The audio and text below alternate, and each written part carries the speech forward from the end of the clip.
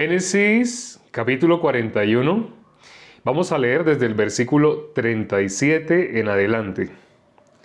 El asunto pareció bien a Faraón y a sus siervos.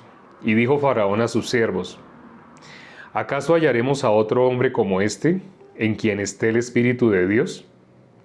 Y dijo Faraón a José: pues que Dios te ha hecho saber todo esto, no hay entendido ni sabio como tú. Tú estarás sobre mi casa, y por tu palabra se gobernará todo mi pueblo. ¿Solamente en el trono seré yo mayor que tú? Dijo además Faraón a José: he aquí yo te he puesto sobre toda la tierra de Egipto. Entonces Faraón quitó su anillo de su mano, y lo puso en la mano de José, y lo hizo vestir de ropas de lino finísimo, y puso un collar de oro en su cuello, y lo hizo subir en su segundo carro, y pregonaron delante de él doblar la rodilla, y lo puso sobre toda la tierra de Egipto. Y dijo Faraón a José: yo soy Faraón, y sin ti ninguno alzará su mano ni su pie en toda la tierra de Egipto. Y llamó Faraón el nombre de José Zaphnath Panea, y le dio por mujer a Asenat, hija de Potifera, sacerdote de On. Y salió José por toda la tierra de Egipto. Era José de edad de 30 años cuando fue presentado delante de Faraón, rey de Egipto. Y salió José de delante de Faraón y recorrió toda la tierra de Egipto. En aquellos 7 años de abundancia, la tierra produjo a montones. Y él reunió todo el alimento de los 7 años de abundancia que hubo en la tierra de Egipto. Y guardó alimento en las ciudades, poniendo en cada ciudad el alimento del campo de sus alrededores. Recogió José trigo como arena del mar, mucho en extremo hasta no poderse contar, porque no tenía número. Y nacieron a José 2 hijos antes que viniese el primer año del hambre, a los cuales le dio a luz Asenat, hija de Potifera, sacerdote de On.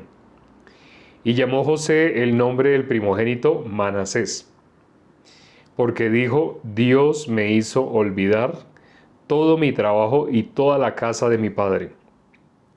Y llamó el nombre del segundo Efraín, porque dijo: Dios me hizo fructificar en la tierra de mi aflicción. Así se cumplieron los 7 años de abundancia que hubo en la tierra de Egipto. Y comenzaron a venir los 7 años de hambre, como José había dicho. Y hubo hambre en todos los países, mas en toda la tierra de Egipto había pan. Cuando se sintió el hambre en toda la tierra de Egipto, el pueblo clamó a Faraón por pan, y dijo Faraón a todos los egipcios: id a José y haced lo que él os dijere. Y el hambre estaba por toda la extensión del país. Entonces abrió José todo granero donde había, y vendía a los egipcios, porque había crecido el hambre en la tierra de Egipto. Y de toda la tierra venían a Egipto para comprar de José, porque toda la tierra había crecido, porque toda la tierra había crecido el hambre. Leímos hasta el versículo 57, es decir, hasta el último versículo. Cuando miramos acá lo que está sucediendo, muy bonita, ¿no? Ya aquí termina como, primero que todo, empieza cuando a él lo nombran gobernador, ¿sí? Y aquí vamos a ver una diferencia grande entre a quién estaba sirviendo antes José. Antes de estar en la cárcel, él le servía al carcelero. Antes de servirle al carcelero, le servía a Potifar. Y ahora le servía, supuestamente, a Faraón. Pero no sé si notan qué diferencia ven entre el corazón de Potifar y el corazón de Faraón. Hay una diferencia. Hace 2 días hablamos el corazón que tenía Potifar. Y por ese corazón que tenía Potifar, él perdió la bendición de tener a José. Perdió la bendición. El perder a José es perder la bendición. Entonces, no sé, el varón de la guardia. Él era el siervo del varón de la guardia. Pero entonces, entre Potifar y Faraón, ¿qué diferencia notan en el corazón de estos dos, por decirlo de alguna manera, de estos dos jefes de José? Tuvo un jefe que se llamaba Potifar. ¿Por qué dice a Faraón y no al Faraón? Bueno, de pronto algo de lenguaje. Entonces, si notan diferencia, ¿qué diferencia notan? ¿Qué diferencia notan? El corazón de Faraón era dispuesto a Dios. El corazón de Faraón era dispuesto a Dios. ¿Qué otra diferencia notan? Algo más que hayan notado diferente entre Potifar y Faraón. Sí, Potifar efectivamente, buenas noches, dobla la rodilla y lo puso sobre toda la tierra. ¡Eso! Bueno, está cerca. Lina Patricia otra vez se acercó. Se acercó mucho Lina Patricia. Bueno, lo que podemos ver en el corazón de Faraón, que no hizo Potifar. En el versículo 4, 5 y 6 de Génesis 39, pudimos ver, no sé si se acuerdan ese día, miramos cómo Potifar tenía que poner todo en las manos de José. Todo. Está repetido en esos tres versículos, el 4, el 5 y el 6. Pero realmente Potifar hubo una cosa que no puso en las manos de José. Hubo una sola cosa. En el caso de Faraón, cualquier persona que le iba a hacer una pregunta, el que decía, vayan a José. Es más, la figura con la que quedó Faraón fue solamente una figura decorativa, porque incluso él se quitó el anillo. No sé si sepan qué simboliza eso. Cuando Potifar se quita el anillo, quiere decir, le da toda la autoridad que tenía él, se la da toda a José. Es decir, incluso a pesar de que todo el mundo lo veía como Faraón, Faraón, Faraón, pero él se puso por debajo de José. El mismo Faraón se puso por debajo de José. Eso simboliza cuando se quitó el anillo y le dio el anillo a José. Y miren como lo dijo, alguien lo notó, ¿no? Que tenía a Dios en su corazón. Es decir, Faraón, en esta ocasión, las aves en alguna ocasión representan al justo, ¿sí? Porque dice que Dios hizo las aves para que vuelen por la abierta expansión de los cielos. Cuando cuando nuestro Señor Jesucristo fue bautizado, Juan el Bautista, ¿cómo vio? ¿Qué vio? ¿Por qué Juan el Bautista supo que nuestro Señor Jesucristo era el Cordero de Dios? Dice que él vio descender el Espíritu como en forma corporal, como de paloma. Así dice, ¿no? Esa es la descripción de Juan el Bautista, cuando afirma que Jesús es el Cordero de Dios que quita el pecado del mundo. Entonces, en ese momento, las aves simbolizan al justo, simbolizan al Espíritu Santo, así. Pero no sé si se acuerdan en Marcos 4 y también en Génesis 7, no sé si se acuerdan, aparecen dos aves. Pero el ave que aparece en Marcos 4, esa ave dice la palabra que venía y se comía la semilla. La semilla que estaba ¿en cuál? En el corazón. Había un corazón que era, ¿cómo era ese corazón? Había un corazón que era el primer corazón, junto al camino, duro. Y dice que el sembrador salió a sembrar la semilla que cayó junto al camino, las aves vinieron y se comieron esa semilla. Eso, Nelly. En Marcos 4, esa ave que se comió la semilla es Satanás. Entonces, no significa que siempre, como las aves, van a ser símbolo del Espíritu Santo. O no siempre las aves, símbolo del justo. No siempre. Hay partes en la Biblia, para eso es necesario considerar el contexto. Entonces, las personas normalmente cuando piensan en la palabra faraón, piensan en el faraón que oprimió a todo el pueblo de Israel por 430 años. piensan es en ese faraón. Entonces piensan, faraón es sombra de Satanás. Así piensa la mayoría de las personas. Pero ya se dieron cuenta, cuando se nombra aves, hay que mirar el contexto para saber Dios en ese momento qué es lo que está queriendo transmitir a través del ave. Como si fuera sombra de Satanás, como si fuera sombra de Dios mismo. Entonces, en este caso, como vemos a Faraón, ¿qué corazón se ve en Faraón? Alguien temeroso de Dios. Así podemos ver a Faraón, temeroso de Dios. No vemos un Faraón como doblado, ¿sí? ante su ego, sino por el contrario. Al ver la sabiduría que había en José, supo incluso identificar de quién venía esa sabiduría. Sabemos lo que dice la Biblia sobre la sabiduría. Dice la palabra que el principio de la sabiduría es el temor de Dios. Ese en Proverbios capítulo 1, versículo 7 podemos ver eso. Ese es el principio de la sabiduría. El principio de la sabiduría, el temor de Jehová. Entonces, en este caso, Faraón vio claramente la sabiduría y le dijo a todos los que estaban ahí, ¿sí?, que quién iba a ser más sabio, así más entendido que José. Entonces, por eso, él dobló su autoridad. Eso ¿qué representa Faraón? Como el rey, ¿sí?, lo máximo, como la máxima jerarquía que había en esa época. Eso representa a Faraón. Pero, ¿él qué hizo? Él dobló su autoridad. Él doblegó su autoridad, se humilló. Y sabemos la Biblia que dice, al que se humilla, será enaltecido. El que se enaltece, ese será humillado. Pero en este caso estamos viendo un faraón que sorprende. Faraón es sombra de rey. Nosotros por naturaleza, ¿cómo hemos vivido? Nosotros hemos vivido ¿con qué corazón? ¿Corazón de mendigo? Corazón de rey.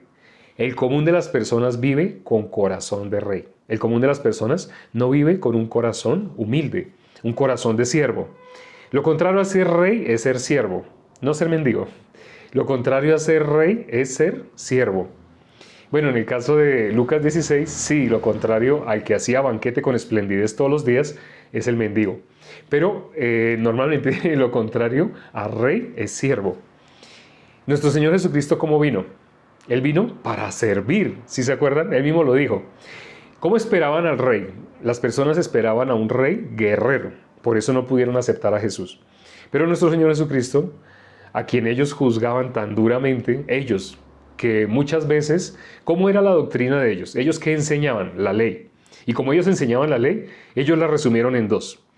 Amar a Dios con toda tu mente, con todo tu corazón, con todas tus fuerzas y a tu prójimo como a ti mismo. Ellos eran la doctrina que más enseñaba a amar al prójimo como a sí mismo. Esa es la doctrina del amor, el amor, el amor. No sé si han visto cómo en las iglesias, cuando las personas llegan, la forma como los saludan. Hola, bendecido de Dios. Hola, campeona. La niña, tú eres la niña de los ojos de Dios. Así normalmente las personas creen que eso es el amor. Pero si va a entrar a la iglesia un indigente, ¿lo dejan entrar? Si va a entrar a la iglesia un mendigo que quiere escuchar la palabra, ¿lo dejan entrar a escuchar la palabra? No sé si se habían dado cuenta de ese detalle. En la época de nuestro Señor Jesucristo pasaba exactamente lo mismo. Ellos hablaban de amor, amor, amor, amor, pero querían ponerle zancadilla a nuestro Señor Jesucristo. ¿Y qué hicieron ellos para ponerle zancadilla? Buscaron a alguien a que por la ley debía morir. Entonces encontraron a una mujer de la cual tenían sospechas, la siguieron, la sorprendieron en el mismo acto del adulterio y la cogieron. Ya, vamos donde Jesús, vamos. Y se fueron donde Jesús con la intención de hacerle daño a Jesús. Querían destruir a Jesús. Ese era el corazón que ellos tenían. Entonces, ellos que hablaban de amor, amor, amor, amor, dice la palabra constantemente, Jesús mismo les dijo, ¿ustedes por qué procuran matarme? Y ellos, ¿nosotros? No, nosotros de ninguna manera. ¿Por qué? Porque ellos siempre hablaban como amar al prójimo como a sí mismo, amar al prójimo como a sí mismo. Llevaron a una mujer para apedrearla. Ellos, los que hablaban de amor, amor, amor, querían que esa mujer fuera lapidada. Es más, la ley ya decía que eso tenía que suceder. Si no hubiera estado nuestro Señor Jesucristo ahí, ella inevitablemente iba a morir apedreada, porque eso era el mandato de la ley. Eso es lo que decía la ley. Entonces la ley, juzgándola a ella, la iba a matar. La ley la iba a destruir. Pero nuestro Señor Jesucristo es lo contrario a la ley. ¿Él quién es? La gracia. ¿Sí? Ahora, no significa que Él abroga la ley. No, no, no la abroga. Porque el propósito de la ley no es cumplirla. Si el propósito de la ley fuera cumplir la ley, hacer lo que la ley dice, entonces sí nuestro Señor Jesucristo lo hubiera abrogado cuando dijo, oíste que fue dicho, pero yo os digo. Pero debido a que el propósito de la ley no es que nosotros hagamos lo que la ley dice que tenemos que hacer, sino que nosotros nos demos cuenta, no, yo no puedo, yo no puedo. O sea, viendo lo que dice la ley, yo solamente tengo un destino, ir al infierno, no tengo otro. Solamente la condenación me espera. La persona que pueda ver la ley con los ojos de Dios se va a ver así. Cuando vea la ley, lo que va a ver es, efectivamente, yo merezco la condenación. Yo no tengo ninguna opción de salvarme. Cuando una persona se ve así, esa persona se está viendo como aquel que decía, Señor, sé propicio a mí, yo pecador. Ese es el corazón que la ley busca en una persona. La ley es buena, sí, la ley es buena, porque la ley es la única. Si una persona no pasa por la ley, ¿cómo va a llegar a Cristo? Tiene que pasar por la ley para llegar delante de nuestro Señor Jesucristo. Los versículos que leímos hoy desde el 37 hasta el 57 de Génesis 41, miramos lo que hizo Faraón. Se quitó el anillo, se lo dio a José. A diferencia de Potifar, ¿qué hizo Potifar? Potifar, él lo único que no puso en las manos de José fue a su esposa. Casi todo. Y acuérdense, un poco de levadura leuda toda la masa. Y estaba mirando los comentarios. Jesús, nuestro Señor Jesucristo dijo, un poco de levadura leuda toda la masa.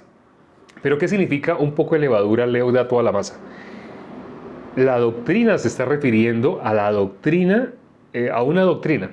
Cualquier cosa que no sea bíblica la podemos considerar una doctrina. Y eso es lo que sucedió en el caso de lo que hizo Potifar. Él una sola cosa no entregó, una sola cosa no puso en las manos de Dios. ¿Cuál fue esa cosa? Su esposa. En cambio, ¿qué hizo Faraón? En Faraón vemos un corazón de alguien que reconoce dónde está la sabiduría. El temor de Jehová es el principio de la sabiduría. Faraón demostró tener un temor a Dios, ¿sí? Él vio la sabiduría en José, el siervo de Dios. Y él se puso por debajo. La autoridad de él, de lo que él era, lo que él hubiera hecho en su vida. Todos nosotros, desde que nacimos con muchos pensamientos, muchas metas, muchos deseos, mucho yo quiero. Este año yo sí voy a hacer, este año voy a hacer esto, voy a hacer. Pero cuando una persona reconoce a Dios, esa persona pone la autoridad de lo que había pensado hacer en las manos de Dios. Por eso ya no sufre. Si quería entrar a la universidad y no pasa, ya no se va a suicidar. Simplemente, Dios quiere otra. ¿Qué quiere Dios para mí? Y en oración busca el camino que Dios quiere que esa persona transite. Y se puede dar cuenta esa persona, lo que Dios quería era esto. Pero una persona que quiere únicamente su propio camino, como se ama tanto, en el caso de que no le salgan las cosas como está esperando, muy probablemente se va a querer suicidar. Pero aquí lo que estamos viendo en Faraón es un corazón totalmente humillado. Un corazón que realmente es sabio, porque el principio de la sabiduría, ¿cuál es? El temor de Jehová. Tanto que él, después de que soltó todo el país, dice que puso todo el país en sus manos. Todo el país en las manos de José. Ahora, todos los que estaban alrededor estaban muriendo de hambre. Pero el país que quedó en las manos de José tenía abundancia de comida. ¿Sí? Bueno, ya saben qué es morir y qué es la vida. Todos los que estaban en ese país tenían la vida. Algunas personas sí, por pensar en la palabra faraón o pensar en Egipto, piensan, no, pero es que cuando miramos en otra época, Egipto era como ir al infierno. Faraón como el diablo. Así. Sí, pero mirando en el contexto, aquí Faraón está representando una persona sabia, acá, ¿sí? Así como las aves, a veces representan al justo, a veces representan a Satanás. Aquí Faraón está representando a alguien sabio, es decir, al justo, a alguien que dobla su autoridad ante el siervo de Dios. En este caso, ¿quién es? José es el siervo de Dios. Y si miramos José tuvo dos hijos, ¿no? También lo leímos ahora. No sé si se acuerdan los nombres de los dos hijos de José. Bueno, aquí algunas personas pensarían, bueno, pero aquí estamos viendo una mezcla, porque José es israelita, pero resultó casándose con una egipcia. Acuérdense, el concepto aquí de los egipcios es diferente, porque ¿quién le dio a esta esposa, a Senat? ¿Quién se la dio a José? Se la dio Faraón. Sí, se la dio Faraón. Le dio a Senat, hija de Potifera, del sacerdote Potifera. Obviamente era sacerdote de los dioses egipcios. Se la dio como esposa. Entonces podríamos pensar, entonces los dos hijos que tuvo José, Manasés, el mayor, primogénito, y Efraín. Manasés y Efraín. Y no sé si se acuerdan qué significan los nombres. Manasés es Dios me hizo olvidar. ¿Y qué significa Efraín? Efraín es me hizo fructificar. Dios me hizo olvidar y me hizo fructificar. Entonces, ¿por qué ese nombre tan importante, Dios me hizo olvidar? Porque José, toda su vida, él cómo había vivido en aflicción. Bueno, toda su vida no. Cuando era muy joven y hasta los 17 años aproximadamente, él fue el niño mimado. Él fue como el consentido. Pero después de ese tiempo fue atormentado, torturado, llevado a la cárcel. No sé si ustedes se acuerdan, después de que él interpretó el sueño en Génesis 40, que lo leímos antier, en Génesis 40, José interpretó el sueño del copero y le dijo, acuérdate de mí cuando recibas este bien. Y sabemos que el copero lo olvidó. Pero ayer, no sé si se dieron cuenta cuando leímos, ¿qué fue lo que dijo el copero cuando el faraón no tenía quien le interpretara su sueño? No sé si se acuerdan. ¿Qué le dijo? El copero le dijo, me acuerdo de mis faltas, me acuerdo de mi transgresión, mi iniquidad, mi pecado, ¿sí? Me acuerdo de mis faltas. Entonces, cuando él se acordó de sus faltas, ¿qué se acordó? Se acordó de José. Me acuerdo de mis faltas. Se acordó de José. En ese momento, entonces, él nombró a José. No sé si se acuerdan, ahorita también al principio nombramos algo, y es, ¿cuál es el corazón que tiene un rey? El corazón que tiene un rey es el corazón que tiene toda persona que vive para sí misma. Por eso en Lucas 16, donde se habla del rico y el mendigo Lázaro representa al justo. Y el que vive como rey representa al que inevitablemente halló su vida.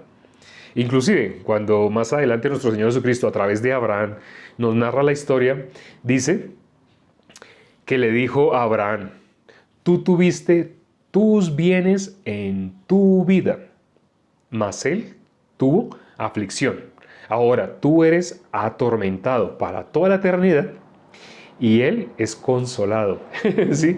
Por eso dice la Biblia, bienaventurados los que lloran, porque ellos recibirán consolación. ¿Sí sabían, no? Eso hace referencia a el corazón del justo. El justo, muchas aflicciones hay en la senda del justo, muchas aflicciones, pero de todas ellas, Dios lo librará. Eso también dice la palabra, ¿sí? En cambio, en el mundo, la persona se libra por sí mismo y se ufana de lo que él logra, de sus logros. Pero esa persona considera a Dios, no considera a Dios. Ahora, no estoy diciendo que todos los que tengan dinero así, no, porque está refiriéndose la Biblia al corazón. Es el mundo del corazón, no está hablando de algo económico, estatus, raza, religión. Habla únicamente del corazón. Por eso en esta historia se coloca a Faraón como representante de los justos. A Faraón como representante de una persona que alcanzó la sabiduría. Una persona que alcanzó la bendición. Pero el corazón del rey, la persona que vive para sí mismo, vive con un corazón de rey. Un rey, normalmente, puede... ¿Quién está por encima de un rey? Humanamente, nadie. El rey tiene ministros, pero los ministros están por debajo del rey. Los ministros le pueden aconsejar al rey, le pueden decir, el ministro de Economía, le puede decir, yo recomiendo que hagamos esto, coloquemos tantos impuestos, reduzcamos por acá tal beneficio, así, eso le puede dar un ministro. Pero el rey es el que dice no, o dice sí. ¿Sí? Nadie está por encima de un rey. Por eso la persona que tiene corazón de rey no puede escuchar a nadie. Miremos, no sé si se acuerdan, jueces. Cuando Dios puso jueces, ¿Dios para qué puso jueces? Dios puso jueces en la tierra porque el hombre solo, ay del que esté solo, el hombre solo se corrompía. Y vez tras vez cuando leemos el libro de jueces, que ya lo vamos a mirar en detalle, vemos cómo mientras el siervo de Dios estaba, el pueblo caminaba conforme al corazón del siervo de Dios. Pero una vez que ese juez, que era en ese caso el siervo de Dios, una vez que el juez moría, todo el pueblo se corrompía. Y cuando leemos el último versículo de Jueces, miramos cómo andaba el pueblo. Todo el libro de Jueces vemos cómo se corrompía, Dios le levantaba un juez. Mientras el juez estaba vivo, ellos servían al juez. El corazón de ellos era ver al juez como el enviado de Dios, el mensajero de Dios, el ciego, el sordo. Pero una vez que el juez moría, todos otra vez se corrompían. Entonces, ¿por qué se corrompían y se corrompían? Lean qué dice el último versículo de Jueces, el último versículo. Lleguen a Jueces, José, Jueces, Ruth. Después de Jueces viene Ruth. Entonces lleguen hasta Jueces y Ruth. Y hasta el principio de Ruth y vean el último versículo de Jueces. Vamos a leerlo. El último, creo, a ver si vamos a leer ese versículo. El último versículo de Jueces. Dice, es el versículo 25 del capítulo 21. Jueces tiene 21 capítulos, entonces el último versículo de Jueces es Jueces 21-25. Dice, en estos días no había rey en Israel. Cada uno hacía lo que bien le parecía. Cada uno hacía lo que bien le parecía. ¿Por qué? La persona que vive con corazón de rey, esa persona vive a su punto de vista, a lo que le parece que está bien, le parece que está mal. Esa persona vive sumergida en la ciencia del bien y del mal. Vive disfrutando, revolcándose en sus pensamientos. Sus pensamientos le dicen, ¿eso está bien? La persona, sí, como un zombie. Sí, eso es bien. ¿Eso está mal? Sí, eso es, claro, eso está mal, eso está mal. Vive por la ciencia del bien y el mal. No sé si ustedes se han dado cuenta, personas que se expresan de esta manera. Hay personas que dicen, desde que yo no le haga mal a nadie, yo creo que yo me voy con Dios. Lo más importante es que yo no le haga mal a nadie. Desde que yo no le haga mal a nadie, muchas personas tienen esa filosofía. Eso es un dogma religioso. Pero muchas personas no se dan cuenta. Esas personas que se expresan así, desde que yo no le haga mal a nadie, dicen, yo no asisto a iglesia. Yo no asisto a ninguna congregación. Yo no voy a ningún lado. A mí que no me vayan a decir nada. Yo creo en Dios. Algunas personas dicen de esta manera. Yo creo en Dios, pero no creo en la Biblia. Imagínense ustedes eso.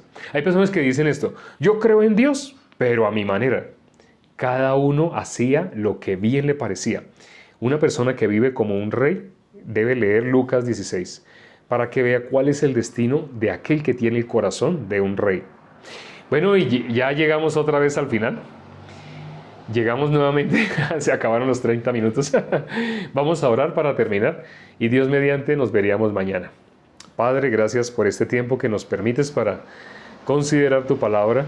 A través de la historia de José estamos viendo la sabiduría, vemos el corazón que tiene una persona que puede recibir la salvación. En ese caso representado por el faraón, que dobló toda su autoridad, la puso en las manos de José. Cosa que no hizo Potifar. Potifar solo una cosita no dejó. Y por esa cosita que no dejó, perdió la bendición. Permite, Padre, que todas las personas que están acá voten, desechen lo que han considerado como su opinión, su punto de vista. Lamentablemente muchas personas, por haber creído en su criterio, en su posición, en la posición que han tenido frente a Dios, han rechazado la palabra de Dios. Pero ¿quién puede recibir la palabra de Dios? Únicamente una persona humilde.